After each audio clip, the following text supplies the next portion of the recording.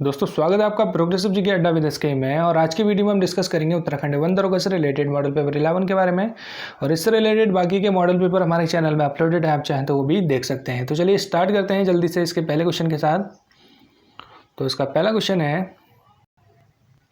निम्न में से कौन सी धातु इटाई इटाई रोग पैदा करती है? तो इटाई इटाई रोग पैदा करने वाली धातु का नाम है ऑप्शन नंबर ए कैडमियम धातु। इस धातु के कारण ये रोग होता है। और इटाई इटाई रोग सबसे पहले देखा गया था 1912 में, जापान में रोग देखा गया था। और इस रोग के लक्षण है कि इसमें रीढ़ की हड्डी में दर्द और जोड़ों में दर्द होगा, और साथ ही साथ इसमें किडनी फेलियर के खतरे भी बढ़ जाते हैं। अब बात करें अगर कैडमियम की, तो कैडमियम जो पाया जाता है वो सिगरेट में भी पाया जाता है, थोड़ी सी मात्रा इसकी। और बाकी रिसाइकलिंग की जो भी फैक्ट्रियाँ होती हैं, जैसे कि बैटरी की रिसाइकलिंग करना या फिर लोहे प्लास्टिक की रिसाइकलिंग करना, उन सब फैक्ट्रियों से जो भी कचरा निकल के नदियों में पहुंचता है, उससे कैडमियम प्रदूषण फैलने का खतरा जो है बढ़ जाता है। तो राइट आंसर है ऑप्शन नंबर ए कैडमियम। अब बात करते हैं क्वेश्चन नंबर 2 की। पराध्वनिक जेट यानी सुपरसोनिक एयरक्राफ्ट प्रदूषण पैदा करते हैं पतला करके, यानी कि कौन सी परत को ये पतला कर देते हैं, ये पूछा गया है। तो पराध्वनिक जेट की बात करें तो पराध्वनिक जेट इसलिए बोलते हैं इसको क्योंकि ये ध्वनि की गति से भी तेज चलते हैं।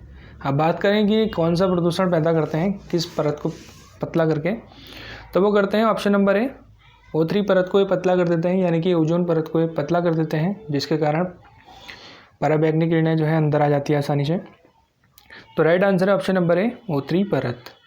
अब बढ़ते हैं क्वेश्चन नंबर 3 की ओर।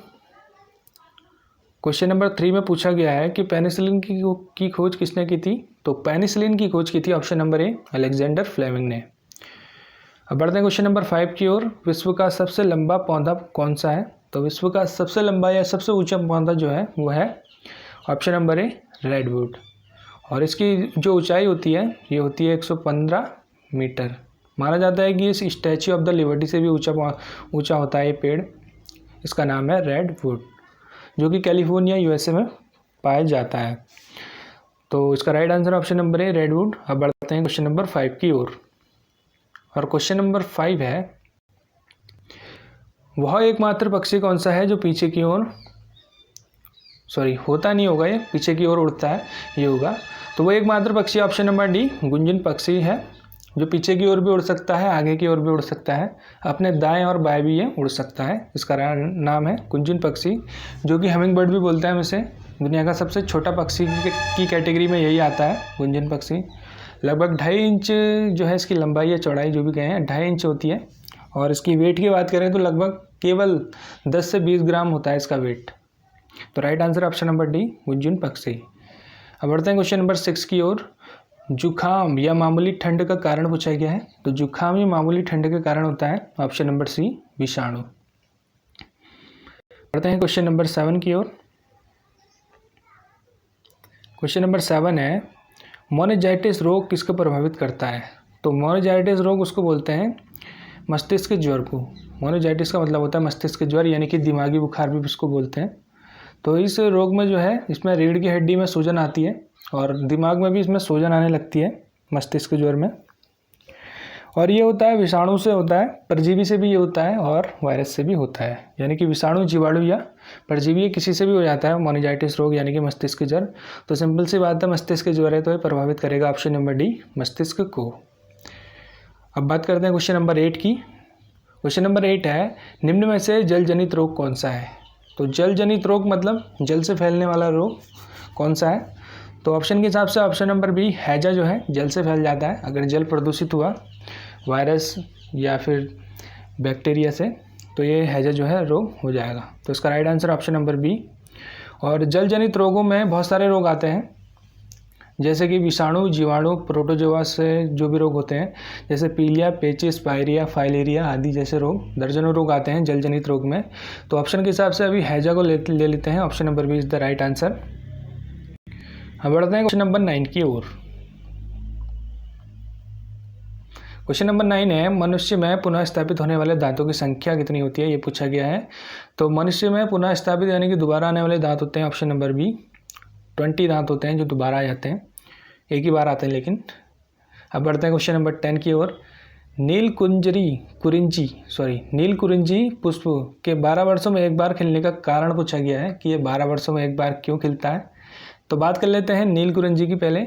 तो इसको अगर अब नील कुरिंजी की जगह अगर कुरिंजी पुष्प भी आ जाए लिख के, तो इसका मतलब भी यही है, इसको नील कुरिंजी भी बोलते हैं और केवल कुरिंजी भी बोलते हैं। और नील कुरिंजी पुष्प की वजह से ही नीलगिरी पर्वत का नाम नीलगिरी पड़ा है, ये भी आपको याद रखना है। और जो है नील कुरिंजी पुष्प के 12 वर्षों में एक बार खिलने का कारण होता है ऑप्शन नंबर सी, फ्लोरिजन स्त्राव। ये फ्लोरिजन स्त्राव के कारण जो है 12 वर्षों में एक बार खिलता है। और फ्लोरिजन जो है एक प्रकार का हार्मोन होता है जो पेड़ पौधों में पाया जाता है, जो विकास करने में सहायक होता है पत्तियों की, तने की और कलियों की और साथ ही साथ फूलों की। तो कुछ इस तरीके से ये फ्लोरिजन जो पौधों से रिलेटेड हार्मोन है, तो इस तरीके से ये इसमें सेटल होता है नील कुरिंजी पुष्प में कि इसको 12 वर्षों में एक बार खिलाता है। तो बाकी इसमें से कोई भी ऑप्शन जो है हार्मोन से रिलेटेड नहीं है, तो यही इसका राइट आंसर है ऑप्शन नंबर सी, फ्लोरिजन स्त्राव। अब बढ़ते हैं क्वेश्चन नंबर 11 की ओर। दोस्तों अगर वीडियो अच्छी लगे तो लाइक करिए, और आपका कोई भी सजेशन हो इस वीडियो पे तो आप कमेंट बॉक्स में कमेंट करके हमें बता सकते हैं। अब बढ़ते हैं क्वेश्चन नंबर 11 की ओर। संसार में सबसे तेज बढ़ने वाला पौधा पूछा गया है। तो संसार में सबसे तेज बढ़ने वाला पौधा है बांस का पौधा, ऑप्शन नंबर ए। चलते हैं क्वेश्चन नंबर 12 की ओर। आनुवांशिक यूनिट अर्थात जीन होते हैं। तो जीन होते हैं, सिंपल सी बात है, ऑप्शन नंबर बी, गुणसूत्र को हम जीन बोलते हैं। अब बढ़ते हैं क्वेश्चन नंबर 13 की ओर। क्वेश्चन नंबर 13 है दंत क्षय का कारण, यानी कि दांतों को जो भी क्षय होता है या खराबी आती है उसका कारण पूछा गया है। तो ऑप्शन के हिसाब से ऑप्शन नंबर सी है, बैक्टीरियल संक्रमण के कारण जो है हमारे दांतों का क्षय होता है। अब बढ़ते हैं क्वेश्चन नंबर 14 की ओर। लोहे में जंग को रोकने के लिए उपयोग किया जाता है। तो लोहे को जंग से बचाने के लिए उपयोग किया जाता है, ऑप्शन नंबर ए, जिंक।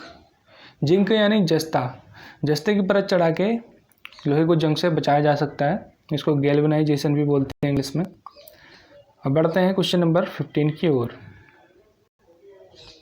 समुद्र के पानी से कौन सी धातु निकाली जाती है।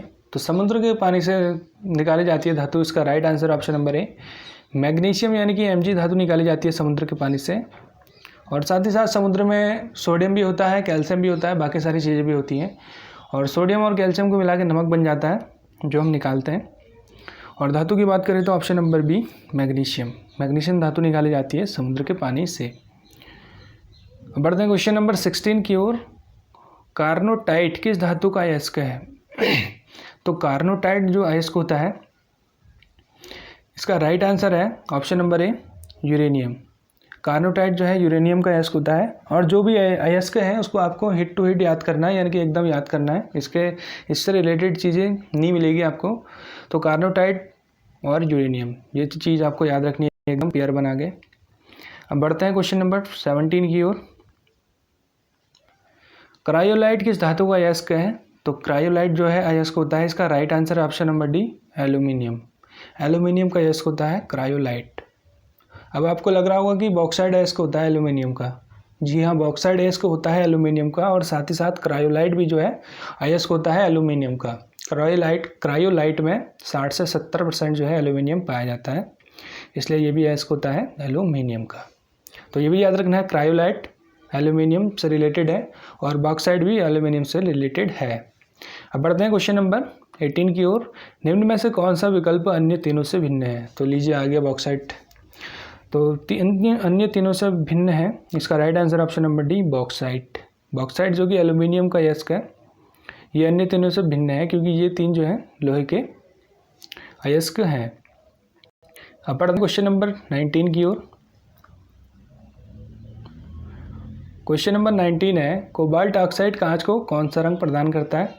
तो कोबाल्ट ऑक्साइड जो है कांच को प्रदान करता है, इसका right answer option number C, गहरा नीला रंग इसको कांच को ये प्रदान करता है, कोबाल्ट ऑक्साइड। अब बढ़ते हैं क्वेश्चन नंबर 20 की ओर।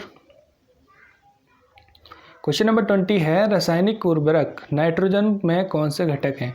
तो रासायनिक उर्वरक यानी कि रासायनिक उर्वरक नाइट्रोजन में कौन से घटक हैं। तो इसका राइट आंसर है option number B, calcium carbine और नाइट्रोजन जो है इसके घटक होते हैं नाइट्रोजन के। तो right answer option number B.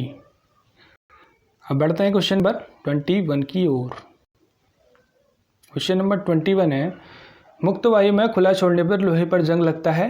वायु का कौन सा घटक लोहे पर जंग लगने के लिए उत्तरदायी है। तो पूछा गया है कि जंग लगने के कारण क्या होते हैं, ये बता दो। तो इसका राइट आंसर है ऑप्शन नंबर डी, ए और बी दोनों। यानी कि अगर वायु में नमी की मौजूदगी है, यानी कि नमी है अगर हवा में, तो जंग लगेगा। और साथ ही साथ O2 गैस है हवा में, O2 गैस यानी ऑक्सीजन को तो हम O बोलते हैं और O2 हम बोलते हैं डाई ऑक्सीजन को। यानी कि इसमें ऑक्सीजन के डबल अणु होते हैं, यानी कि क्या बोलूँ मैं, दुगने पेयर होते हैं मतलब ऑक्सीजन के इसमें O2 गैस में। तो ये हवा में विद्यमान होती है, यानी कि ऑक्सीजन और नमी की वजह से जो है लोहे में जंग लगता है। अब बढ़ते हैं क्वेश्चन नंबर 22 की ओर।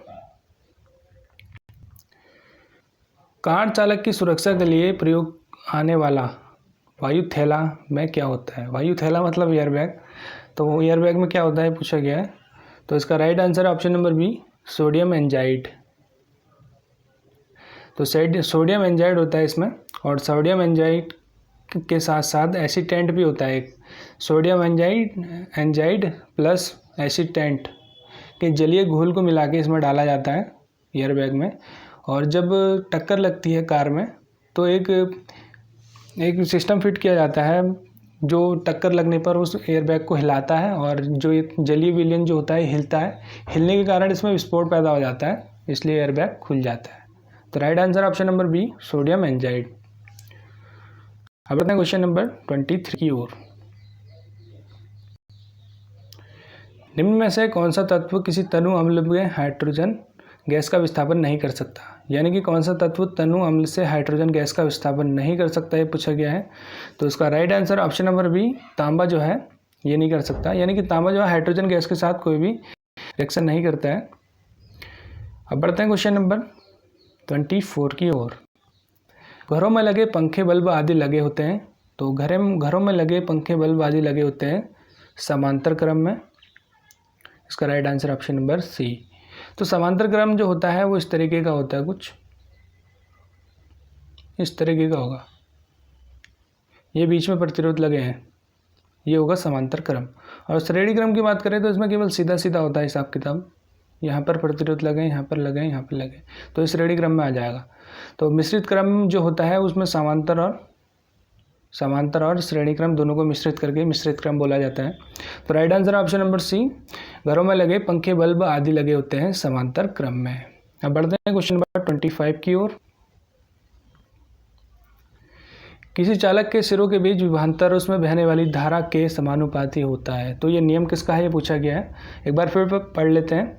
किसी चालक के सिरों के बीच विभवांतर उसमें बहने वाली धारा के समानुपाती होता है। तो ये नियम होता है ऑप्शन नंबर डी, ओम का नियम होता है। और क्वेश्चन नंबर 26 देखते हैं आप। विशिष्ट प्रतिरोध का एसआई मात्रक है। विशिष्ट प्रतिरोध का एसआई मात्रक पूछा गया है। तो इसका right answer option number B, ohm metre होता है विशिष्ट प्रतिरोध का एसआई मात्रक। अब बढ़ते हैं क्वेश्चन नंबर 27 की ओर। रेडियो सक्रियता की परिघटना की खोज किसने की थी। तो रेडियो सक्रियता की परिघटना की खोज की थी ऑप्शन नंबर सी, क्यूरी ने। इनको मैडम क्यूरी भी बोला जाता है। इन्होंने ही रेडियो सक्रियता की खोज की थी। अब बढ़ते हैं क्वेश्चन नंबर 28 की ओर। एक शुष्क में कौन सी ऊर्जा पाई जाती है। एक शुष्क सेल होगा, एक शुष्क सेल में कौन सी ऊर्जा पाई जाती है। तो शुष्क सेल में पाई जाती है सिंपली ऑप्शन नंबर सी, रासायनिक ऊर्जा। अब देखते हैं क्वेश्चन नंबर 29। एक समान शुष्क सेल में विद्युत अपघटन होता है। तो विद्युत अपघटन होता है option number C, ammonium chloride के द्वारा। और अमोनियम क्लोराइड का सूत्र होता है NH4Cl। NH4Cl जो है अमोनियम क्लोराइड का सूत्र होता है। और विद्युत और क्या बोलते हैं, शुष्क सेल में विद्युत अपघट्य का काम करता है। NH4Cl ammonium chloride liquid form में इसे डालते हैं। तो right answer option number C. अब बढ़ते हैं क्वेश्चन नंबर 30 की ओर, जो कि लास्ट क्वेश्चन है। एक कार बैटरी में प्रयुक्त होने वाला विद्युत अपघट्य है होता है। तो विद्युत अपघट्य मतलब जो है लिक्विड फॉर्म में इसको डालते हैं। तो इसमें डालते हैं ऑप्शन नंबर डी, आसुत जल को। और आसुत जल को हम डिस्टिल वाटर बोलते हैं। तो बैटरी में जो भी पानी डाला जाता है वो डिस्टिल वाटर ही होता है, उसको आसुत जल बोलते हैं हिंदी में। तो बैटरी की कार में भी यही प्रयुक्त होता है, ये पूछा गया है। तो आंसर इसका राइट ऑप्शन नंबर डी। तो दोस्तों थैंक यू फॉर वॉचिंग। अगर आप नए हैं तो इसे सब्सक्राइब कर लीजिए, और आपको अच्छी लगी वीडियो तो लाइक करिए, आपको अच्छी नहीं लगी तो डिसलाइक करिए, और आपका जो भी सजेशन होगा वो आप कमेंट बॉक्स में कमेंट करके बताइए इस वीडियो के बारे में। Thanks for watching, take care.